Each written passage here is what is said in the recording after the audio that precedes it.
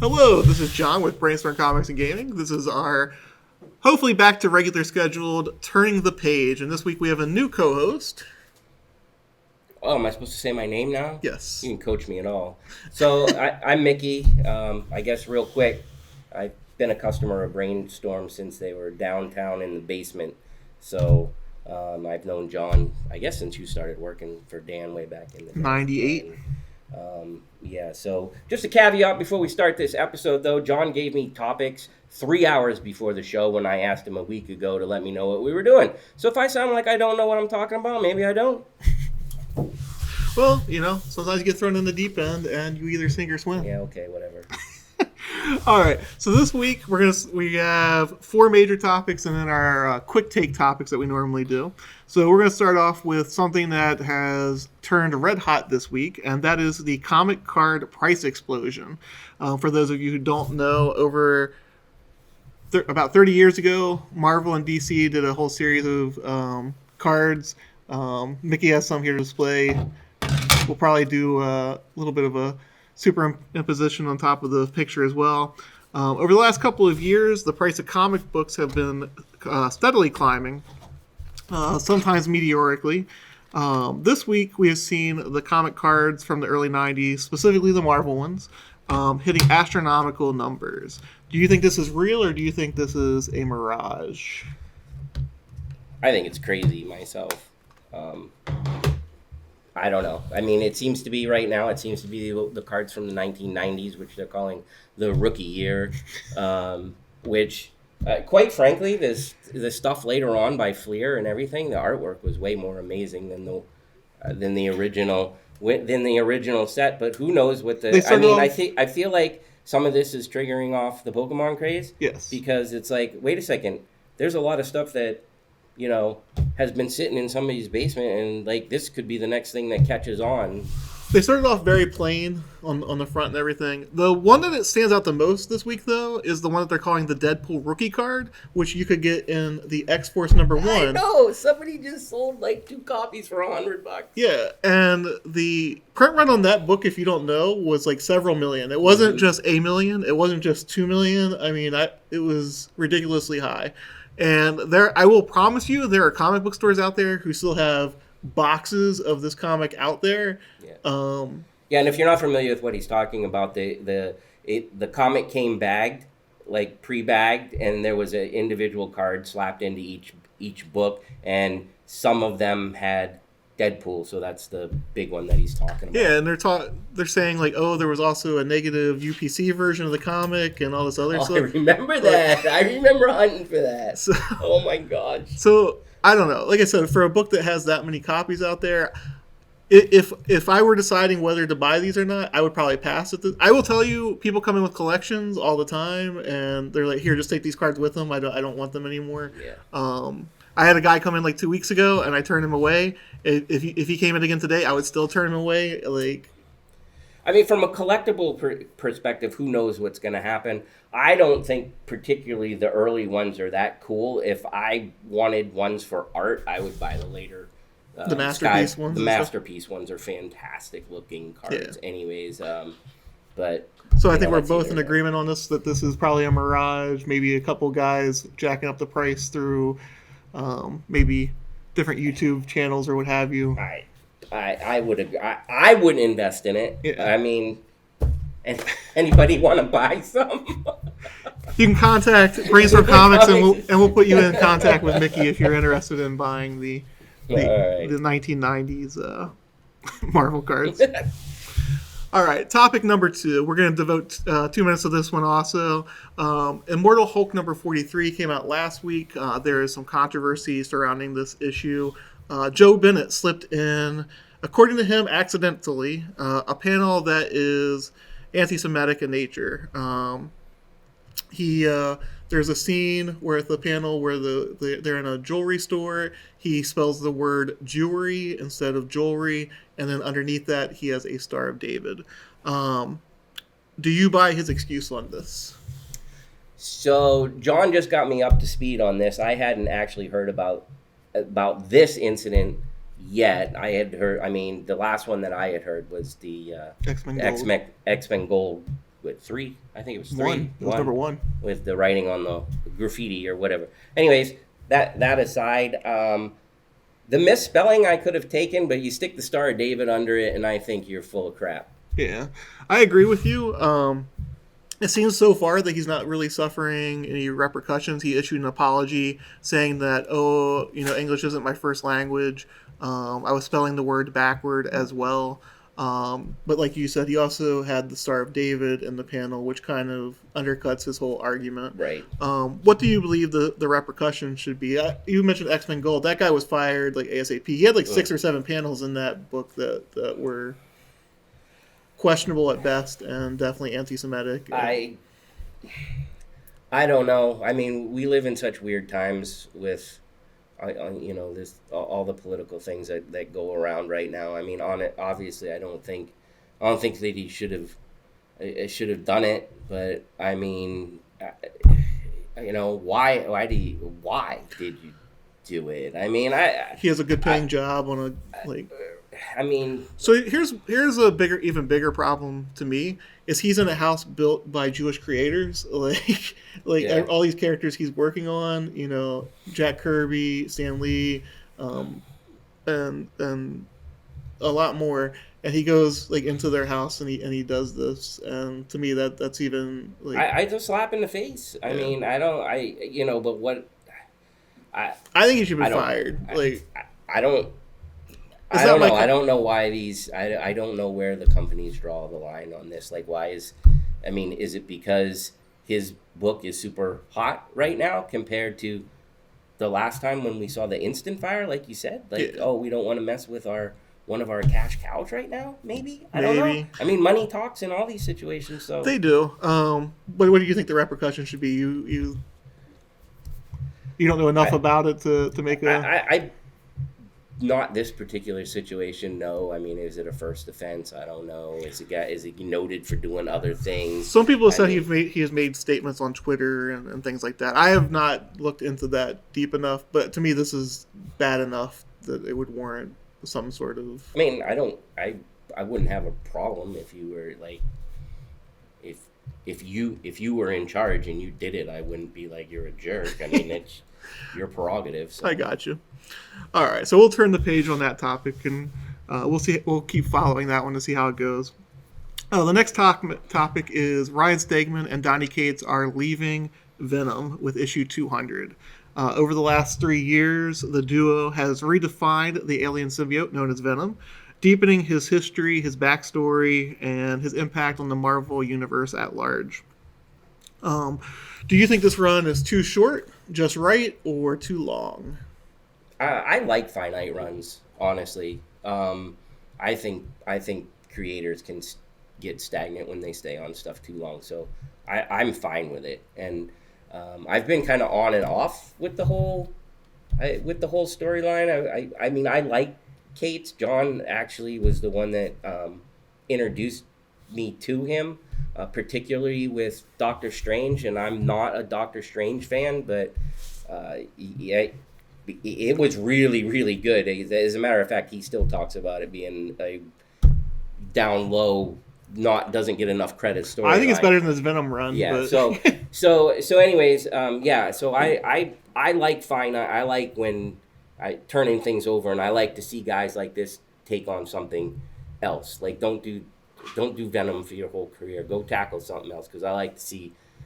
Especially creative people take a different spin on characters that I like, or I will say picking up characters that are dead. I will say Ryan Stegman seems exactly right for Venom, though. Like his art style. Yeah, definitely. I like his art style in Venom. I would say that it's either just right or teetering towards too long. And the only reason I say that is there was definitely a lot of backlash towards his virus story arc. People seem to feel like that did not follow through to what he was promising on Twitter and all of the different social media.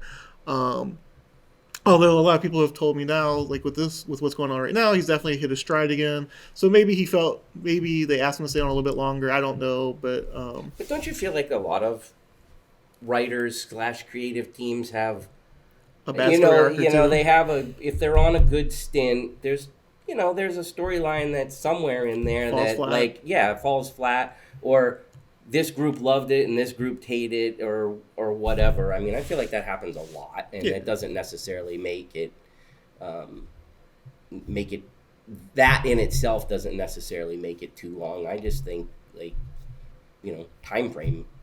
I mean, not to simplify it, but time frame makes it too long. Let somebody else have a turn and go do something else. Yeah, he's been on there 3 years. So how do you think this run will be viewed like a decade from now? Do you think it'll be viewed as a classic? Do you think people will still be reading it? Kind of like Frank Miller's run on Daredevil is still read.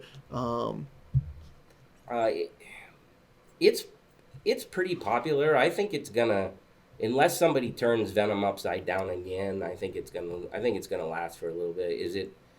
I I'm not a huge villain hero villain slash whatever he is right now. Anti-hero, Um, you know, person anyways. But I will say that I've enjoyed what I've read on this series more so than um, in the past. So I mean, I think it's got the makings of something that's going to last over time. But It'll be interesting to see what he takes over after this, and I think that'll be a topic on probably one of the next turning the pages. Like, what's the top ones we would like to see him on? Um, so moving on, I know this next topic you're not as familiar with. I had to familiarize you with some of it. Dinesh, I'm not going to try and pronounce his last name. He used to be an executive at Valiant. He has moved on to start his own company, Bad Idea. Um, so the company has several initiatives which they view as industry changing. Pretty much, they are not going through Diamond. Comic stores have to contact them and set up an account with them, and they deal directly with the company. So, first, let's start with with that. So they have what they're calling, and this is going to be a 5-minute topic. mhm. So they're doing what they're calling like exclusive stores. They're not going through Diamond or Lunar, like I said. So I'll start like my view on this because as a comic shop owner, that I have no problem with. I mean, 100% on board with you there. Yeah. You want to cut out the middleman. That doesn't bother me. yeah. I mean, maybe comic shops can get it cheaper. Maybe they can lower the cost of the comics. Like Right. they're cutting out one layer, Yeah. so they're cutting out like at least one shipping also because one shipping has to go to Diamond and then one has to come out to the stores. So they're cutting out at least one of Right. those shipping. They're cutting out the storage and everything, so it could be good for readers. It could be good for stores. It could be good for the company also because they can also keep a little bit more of their money as well, so they don't have to cut Diamond in on. I guess my point is that part of what they're doing, like, shouldn't affect you, No, like, no. at all. So, like, I don't really. It is a little bit of a hassle having another distributor deal Yeah, with. I mean, like, one more order, different place to go place an order. But overall, if you can save money on your back end, have at it. As Exactly. long as you don't, don't pass anything on to me. Exactly. So that one I think that we're both pretty much on board with. Like Yep. it doesn't seem like it's all that of a negative. The next thing is they're doing limited print runs, and so they're doing this a little bit differently than other people. So the first thing as part of that is they're saying first prints um, are limited to orders, and whatever the order on a first issue of a story arc is, stores are locked in at that number for the remainder of that story arc. It's only once they get to that next story arc that you can either raise or lower your or raise your numbers. You can lower them, but So if you don't understand what John's saying, that means if he orders 100,000 copies, not that he would order 100,000 copies of the first issue, he's ordering 100,000 copies of the minimum. next 5 issues. A minimum. Right, a minimum. Yeah. So I do not think that that's a good idea. yep, I'm on board with you there. That is not. I don't think that's helpful to the stores at all. So unless they're going to come out and say it'll be fine because we're going to offer you like a 70% discount or something where you can't get screwed. Or returnability. Or a returnability, but even then, well, returnability would be an answer, but even a super huge discount, if your customers don't like the book, you're stuck with them no matter how much of a discount you have. So that's why I said doesn't help. returnability might be the Maybe, best yeah. way. Doesn't And sound good on the surface, though. so they actually sent out a press release last week telling people or asking comic stores to reduce their numbers on ENIAC #1 because they said the numbers came in much higher than what they expected. And to me, that seemed like a little more of a hype That, machine sort of thing than it did like accurate. asking people to reduce their numbers after you told me I was going to be forced to stick Yeah, with my numbers. yeah. Um, Yeah. So, like I Okay. said, I think that's more of a hype thing to let like trying to get people. Oh, you don't want to miss out on this. Like, Right. I I will tell you one of my issues with this company is Dinesh seems very shady to me. I know you're not as familiar with what I was telling you about, but you can look up stories about him and how he works the speculation market a lot. Right. I'm not big on that, especially for an executive of a comic book company. You should be earning enough that you shouldn't have to play the market on that side as well. Um, I don't disagree with that. so, um, the next thing is they're doing what they are pretty much perpetual second prints. And what I mean by that is, so they're going to put out a second print and you can order it today, you can order it a year from now, you can order it 5 years from now. And there's not going to be any demarcation of like, hey, this is from 2021, this is from 2025, this is from 2030. They're literally just going to fire up the press and print the same thing. Yes. So, what are your thoughts on that?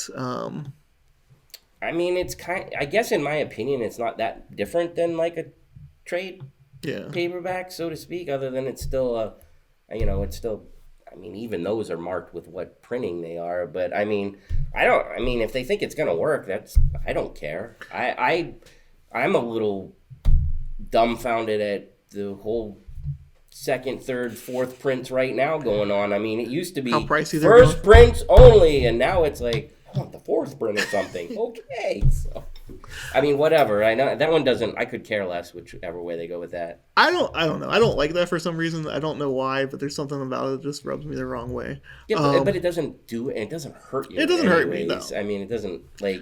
I mean, So, but this ties into what you were just saying about trade paperbacks. Is they're saying that they aren't going to do trade paperbacks of their issues at all? yeah, but that's because you can get the issues whenever you want because you can just order a second print again. Yes. Okay. All right. I don't know. I still don't like the no. Okay. So- all right. So It doesn't hurt you. So I will it's say fine. I will say why the trade paperback thing I think is a bad idea, and this part does hurt me a little bit. It by not going through Barnes and Noble and stuff, they are hurting like their potential to expand outward. Now, like I said, they are going exclusively comic book shops, so it seems like that's outside of what they're. Well, I mean, to add to that, I mean, people do like trade paperbacks to be able to like self-contain a whole story. I got one book. I don't have to go, even if you have all whatever it is, some make up some 6 issues of second print sitting on your shelf. I don't want 6 issues. I want this thing. To read it. Yeah, I will close by saying that we are a store, and at this moment, we are not planning on carrying Bad Idea books. I just don't like their whole layout and how they're doing things. I just want to be clear about that. But we do like talking about the different topics for comic books. So, all right. So we're going to move on to number 5. These are all quick takes. This is, are you buying or selling? These are, everyone likes to find a new creator before someone else discovers him or her. We're going to go over 5 rising comic creators and whether we are buying or selling their ascension to superstar creator. To lay the guidelines for this, superstar creator, at least to me, means that their name attached to a project automatically means that it's going to sell like 50,000 copies. You know, it's going to be one of the higher selling books of the month. Some of these writers and artists have been around for a couple years, but like you and I discussed, you know, Mark Millar had been around for a couple years, and then he did Ultimates, and that kind of like catapulted him to the next level. Jeff Johns had been around for a couple years. He worked on JSA even for a couple years before he kind of hit like that next level. Right. So the first one we're starting with is Philip Kennedy Johnson. He's the creator of Last God. He worked on Marvel Zombies Resurrection, Warlords of Appalachia. Are you buying or selling his ascension to the ranks of superstar writer?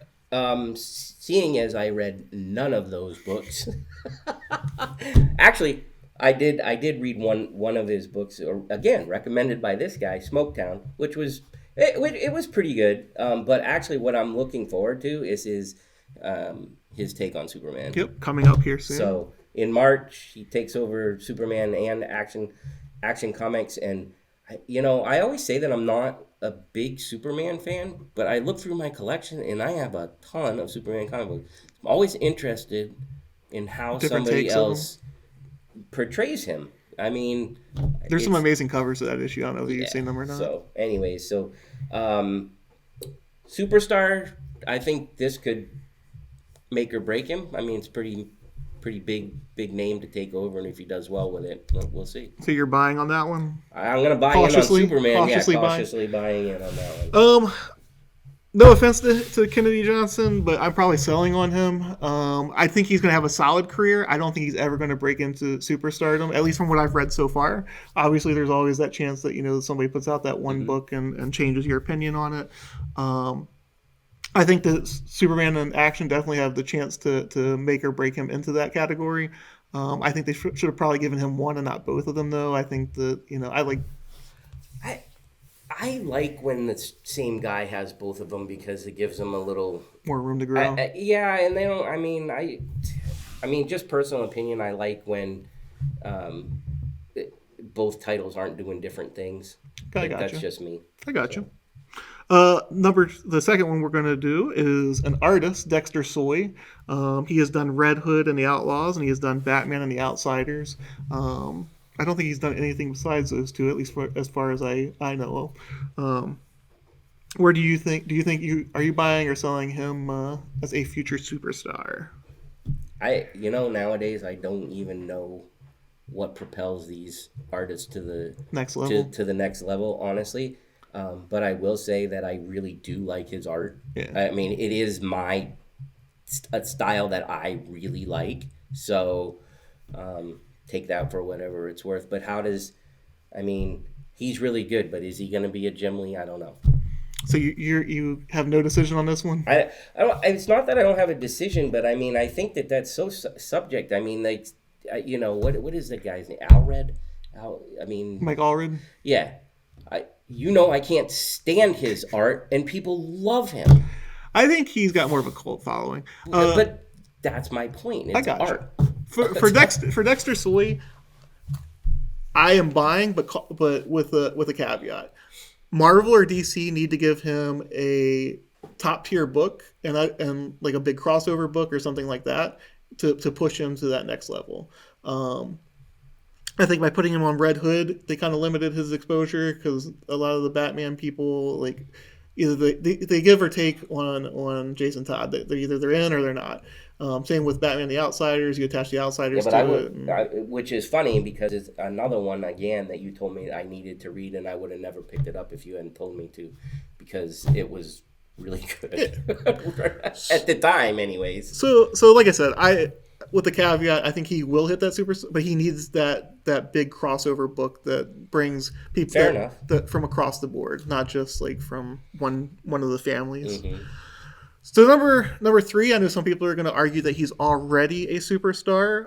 I think he's on the cusp of superstar, and as Tom Taylor, he has done Injustice, he has done Deceased, he has done Suicide Squad, he has done X-Men Red, All New Wolverine, and Superior Iron Man. All you, buddy. Couldn't find a single book that I'd read of his. No? So the reason I would argue he hasn't hit superstar status yet is when he was put on Suicide Squad, he did not bump the numbers in the kind of way that I think a superstar would. I think he's on the cusp. I think he is right there. I think that he needs a stronger editor on some of his stuff to get him more focused on storytelling in a way that makes it more concise and more impactful. I think that he will get there, though. I am definitely buying on him. He has too much support from DC to not reach that next level. Right. Since you passed on that one, we'll go on to the next one. Again, some people argue that the next name has already broken into the superstardom. I think, before I say, Chip Zdarsky is the next one. He works on... Steve Murray. He is doing the upcoming Batman Urban Legends. He has done Sex Criminal, Stillwater, Howard the Duck, Daredevil, and Spider-Man Life Story. Want my opinion? Okay, first of all, reading Daredevil because of you guys. I've always been a Daredevil fan, but it's kind of like in and out, in and out. And I think it's been the most consistent and book in the last 20 years. Your your weekly Picks. brought me back in right before everything that's going on right now. If you don't know, I won't give it away for you.